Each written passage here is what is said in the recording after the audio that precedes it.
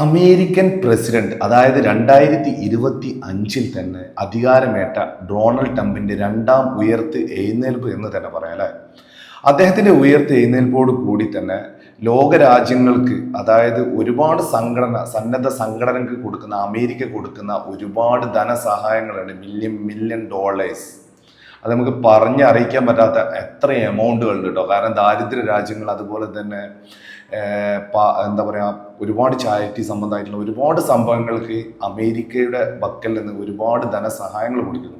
അപ്പോൾ നമുക്കറിയാൻ പറ്റും, ഇപ്പോൾ അടുത്ത ദിവസങ്ങളിലായിട്ട് WHO, വേൾഡ് ഹെൽത്ത് ഓർഗനൈസേഷൻ എന്ന് പറയുന്ന ആ ഒരു സംഘടന രൂപീകരിച്ചതിൻ്റെ ഭാഗമായിട്ട് അന്ന് മുതൽ ഇന്ന് വരെ ഏറ്റവും കൂടുതൽ ധനസഹായം നൽകിയ ബില്യൺ കണക്കിന് US$ കൊടുത്ത ഒരു കൺട്രിയാണ് അമേരിക്ക.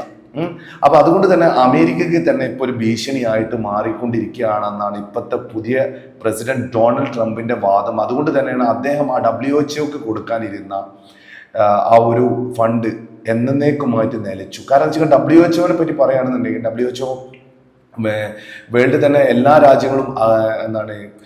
രാജ്യങ്ങളും ഒപ്പുവെച്ചിട്ട് ആ ഒരു കരാറിന്റെ അടിസ്ഥാനത്തിൽ WHO പ്രവർത്തിക്കുന്നു. എല്ലാ രാജ്യങ്ങളോടും സഹായം പോലും ഈ WHO ഉണ്ട് എന്ന് തന്നെയാണ് പറയാട്ടോ. അതുപോലെ തന്നെ WHO ഏറ്റവും കൂടുതൽ സഹായം കൊടുക്കുന്ന രാജ്യം അമേരിക്ക തന്നെയാണ്. അമേരിക്കന്റെ സഹായം ഇല്ലെങ്കിൽ WHO മുന്നോട്ട് പോകുമോ എന്നുള്ള ഒരു അഭിപ്രായങ്ങളാണ് ഒരുപാട് ആളുകൾ മുന്നോട്ട് വെച്ചിരിക്കുന്നത്. തീർച്ചയായിട്ടും WHO അവരുടെ വിശദമായിട്ടുള്ള വിവരങ്ങളൊന്നും പുറത്തോട്ട് വന്നിട്ടില്ല. തുടർ ദിവസങ്ങളിൽ തന്നെ വരും എന്നുള്ള പ്രതീക്ഷയിലാണ് WHO ഓരോ വിശകലനം നമ്മൾ കാത്തിരിക്കുന്നത്. അതുപോലെ തന്നെ വെച്ചിട്ടാണെങ്കിൽ ഇപ്പം പുതിയ ഒരു നിയമം കൂടിയും, അതുപോലെ തന്നെ ഡൊണാൾഡ് ട്രംപ് അധികാരമേറ്റതിലൂടെ കൂടി പുതിയൊരു നിയമം അമേരിക്കയുടെ ഭാഗത്തുനിന്ന് ഉണ്ടായിട്ടുണ്ട്. കാരണം എന്ന് വെച്ചിട്ടാണെങ്കിൽ UN അതുപോലെ തന്നെ സഹായങ്ങൾ, അത് ഒരുപാട് രാജ്യങ്ങൾക്ക് സഹായങ്ങൾ കൊടുക്കുന്നത് മൊത്തമായിട്ട് നിർത്തലാക്കുകയാണ് അമേരിക്കയുടെ ഭാഗത്ത്. കാരണം അമേരിക്ക പറയുന്നത് വെച്ചാൽ ടെററിസ്റ്റ് ഭാഗത്തേക്ക് ഒരുപാട് ഈ ഫണ്ടുകൾ എത്തിപ്പെടുന്നുണ്ട്, അത് ഞങ്ങൾക്ക് തന്നെ അതൊരു ഭീഷണിയാണ് എന്നൊക്കെയാണ് പറയുന്നത്. അതുപോലെ തന്നെ വേറെ കാര്യം പറയാനുള്ളത്, അമേരിക്ക ഇനി എന്താവും ഈ ഒരു നിലപാട്, അടുത്ത നിലപാട് ഇനി മുന്നോട്ട് ഉണ്ടാവുക എന്നുള്ള കാര്യത്തിൽ ചെറിയതായിട്ടൊരു വ്യക്തത വരുത്തിയിട്ടുണ്ട് കേട്ടോ. ആ വ്യക്തത എന്താണെന്ന് വെച്ചിട്ടാണെങ്കിൽ അമേരിക്ക ഇനി ആർക്കൊക്കെയാണ്, അതായത് ഇതിൻ്റെ ഒരു ഭാഗം എന്ന് വെച്ചിട്ടാണെന്നുണ്ടെങ്കിൽ അർഹതപ്പെട്ട ആളുകൾക്ക് ആരൊക്കെയാണോ അവർക്ക് എല്ലാം സഹായങ്ങളും കൊടുക്കും എന്നുള്ള ഒരു ചെറിയ അഭിമുഖങ്ങൾ ഇപ്പം അമേരിക്കൻ ന്യൂസ് ഏജൻസികളായ ആളുകൾ റിപ്പോർട്ട് ചെയ്യുന്നുണ്ട് കേട്ടോ. കാരണം വരും ദിവസങ്ങളിൽ തന്നെ വലിയ മാറ്റങ്ങളാണ് അമേരിക്കയിൽ ഉണ്ടാകാൻ പോകുന്നത് എന്നാണ് പറയുന്നത്. അതുപോലെ തന്നെ ആയിരക്കണക്കിന് സൈനികരെ ഇപ്പൊ നമുക്ക് എല്ലാവർക്കും അറിയാം, മെക്സിക്കോ അതിർത്തി വഴിയാണ് അമേരിക്കയിലേക്ക് നുഴഞ്ഞു കയറ്റം നടക്കുന്നത്. അതുപോലെ തന്നെ ആ ഒരു ഭാഗം മൊത്തമായിട്ട് കൂടുതൽ, അതായത് അവിടെ അടിയന്തരാവസ്ഥ പ്രഖ്യാപിച്ചിരിക്കുകയാണ് നമ്മുടെ ഡൊണാൾഡ് ട്രംപിന്റെ ഈ വരവോട് കൂടി എന്ന് വെച്ചിട്ടാണെങ്കിൽ അദ്ദേഹം വിചാരിക്കുന്ന വെച്ചിട്ടാണ് അമേരിക്കയിലെ കുടിയേറ്റം പൂർണ്ണമായും ഇല്ലാതാക്കുക. ഈ 4 വർഷം കൊണ്ട് അദ്ദേഹത്തിന്റെ ഭരണകാലം മുഴുവനും നല്ലൊരു നിയമമാണ് അദ്ദേഹം കൊണ്ടുവരാൻ എന്നാണ് അദ്ദേഹത്തിന്റെ നിഗമനം. കാരണം പല തീരുമാനങ്ങളും ഇന്ന് അദ്ദേഹം ഭരണത്തിൽ കയറി ദിവസങ്ങൾക്ക് അടുത്തായപ്പോൾ തന്നെ അദ്ദേഹത്തിന് പല തീരുമാനങ്ങളും കോടതിയിലേക്ക് എത്തുകയും അദ്ദേഹം തന്നെ കോടതിയിൽ തന്നെ 2 വട്ടം ക്രിമിനലാണ് എന്ന് പറയുന്ന ഒരു വ്യക്തി കൂടിയാണ് ഡൊണാൾഡ് ട്രംപ്. പക്ഷേ ഇന്നത്തെ പ്രസിഡന്റ് ഡൊണാൾഡ് ട്രംപ്.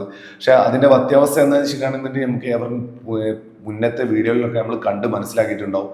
സംഭവം എന്താണ്, അദ്ദേഹത്തിന്റെ ഒരു കഴിഞ്ഞ ഇലക്ഷനിൽ തന്നെ അദ്ദേഹത്തിന് ഒരുപാട് ക്രിമിനൽ പശ്ചാത്തലം ആ ഒരു അമേരിക്കൻ കോടതി കണ്ടെത്തുകയും അദ്ദേഹത്തിന് എതിരെ രൂക്ഷ വിമർശനങ്ങൾ ഉണ്ടാക്കുകയും ചെയ്തിട്ടുണ്ട്. അപ്പം വരും ദിവസങ്ങളിൽ എന്താവും എന്ന് വെച്ചിട്ടുണ്ടെങ്കിൽ നമുക്ക് കൂടുതലും ഡൊണാൾഡ് ട്രംപിന്റെ പുതിയ നീക്കങ്ങൾ എന്താകും എന്നുള്ളതാണ് ലോക രാജ്യങ്ങൾ വീക്ഷിച്ചു കൊണ്ടിരിക്കുന്നത്. അദ്ദേഹത്തിന് വേറെ കാര്യം വെച്ചാൽ സൗദി രാജാവുമായിട്ട് അടുത്ത സൗഹൃദ ബന്ധമാണ് നമ്മുടെ ഡൊണാൾഡ് ട്രംപിനുള്ളത്. അതുപോലെ തന്നെ ഡൊണാൾഡ് ട്രംപിന്റെ ഏറ്റവും ആദ്യത്തെ സന്ദർശനം സൗദി അറേബ്യയോട് അടുത്ത് ആകണം, സൗദി അറേബ്യയിലേക്ക് ആകണം എന്നുള്ള ഒരു തീരുമാനം കൂടി ഉണ്ട്. സൗദി കാരണം വെച്ചിട്ടാണെങ്കിൽ കഴിഞ്ഞ ഡൊണാൾഡ് ട്രംപിന്റെ ഭരണകാലത്ത് ഡൊണാൾഡ് ട്രംപ് ആദ്യം സന്ദർശിച്ചത് സൗദി അറേബ്യ ആയിരുന്നു.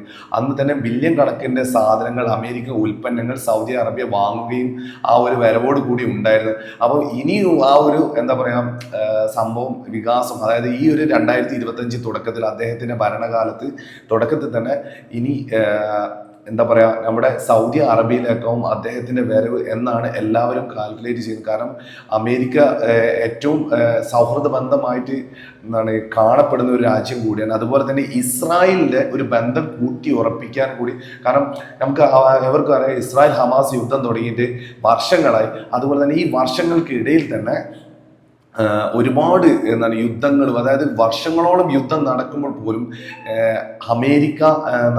അമേരിക്കയായിരുന്നു ഏറ്റവും കൂടുതൽ ഇസ്രായേലിന് ആയുധങ്ങൾ കൊടുത്തത്. അതിനെതിരെ നമ്മളെ സൗദി അറേബ്യ വളരെ വ്യക്തമായിട്ട് പറഞ്ഞു, ഒരിക്കലും നിങ്ങൾ ഈ കൂട്ടക്കൊരുതിക്ക് ഒരിക്കലും ആയുധങ്ങൾ കൊടുക്കരുത് എന്ന് പറഞ്ഞിട്ട് അമേരിക്കന് ഒരുപാട് തവണ അവര് എന്താണെന്ന് വെച്ച് കാണുന്നുണ്ടെങ്കിൽ താക്കീത് കൊടുത്തിട്ടുണ്ട്.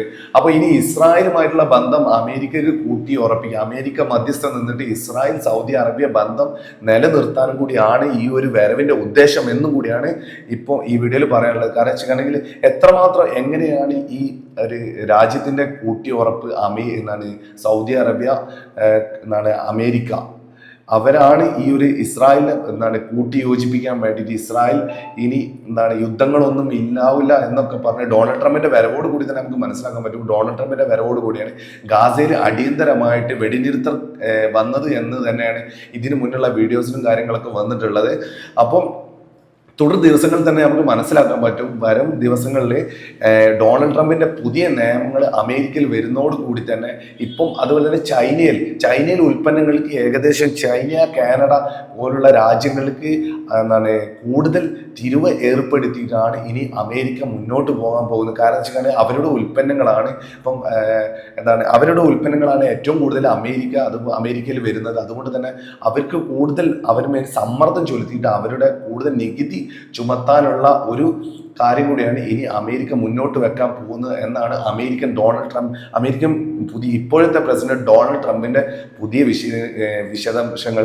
അതുപോലെ തന്നെ ഇനിയുള്ള ദിവസങ്ങളിൽ എങ്ങനെയാകും ഡൊണാൾഡ് ട്രംപിന്റെ ഓരോ തീരുമാനങ്ങളൊന്നും നമുക്കൊന്നും പ്രതീക്ഷിക്കാൻ പറ്റാത്ത രീതിയിലാണ് അദ്ദേഹത്തിന്റെ ഓരോ തീരുമാനങ്ങളും. അപ്പോൾ ഇനി ഓരോ രാജ്യങ്ങളും ഉറ്റുനോക്കുന്നത് വെച്ചാൽ അമേരിക്ക എങ്ങനെയാവും ഞങ്ങളുടെ രാജ്യത്തോട് എങ്ങനെയാവും പെരുമാറുക എന്നുള്ള ഓരോ കാഴ്ചപ്പാടിലാണ്. തുടർ ദിവസങ്ങളിൽ നമ്മളെ നെട്ടിച്ചുകൊണ്ടാവും ഇനിയുള്ള ഡൊണാൾഡ് ട്രംപിന്റെ ഓരോ തീരുമാനങ്ങളിലും. ഇന്നത്തെ പുതിയ അപ്ഡേഷൻ എന്ന് പറഞ്ഞിട്ടുണ്ടെങ്കിൽ ഡൊണാൾഡ് ട്രംപ്, നമുക്കറിയാം ലോസ് ആഞ്ചലസിൽ കുറെ ദിവസങ്ങളായിട്ട് കാട്ടുതീന്റെ അപകടം വളരെ രൂക്ഷമായിട്ട് നടന്നുകൊണ്ട് ലക്ഷക്കണക്കിന് ആളുകളെ അവിടെ നിന്ന് മാറ്റി പാർപ്പിക്കുക, അതോടൊപ്പം തന്നെ അവർക്ക് വരുന്ന നാശനഷ്ടങ്ങൾ നേരിൽ കണ്ട് മനസ്സിലാക്കാൻ വേണ്ടിയിട്ട് നമ്മുടെ പുതിയ പ്രസിഡന്റ് ജോ ബൈഡന്റെ ആ ഒരു ഭരണകാലത്തെ അവസാന ഘട്ടത്തിലാണ് ഈ ഒരു കാട്ടുതീ വന്നതുണ്ടെങ്കിലും പുതിയ ഭരണം ഏറ്റെടുത്തതിന് ശേഷം ഡൊണാൾഡ് ട്രംപ് ഇപ്പോൾ ആ ഒരു ഭാഗങ്ങൾ സന്ദർശിച്ചിട്ട് അവിടേക്കുള്ള അടിയന്തര സഹായങ്ങൾ മുന്നോട്ട് വെക്കാൻ വേണ്ടി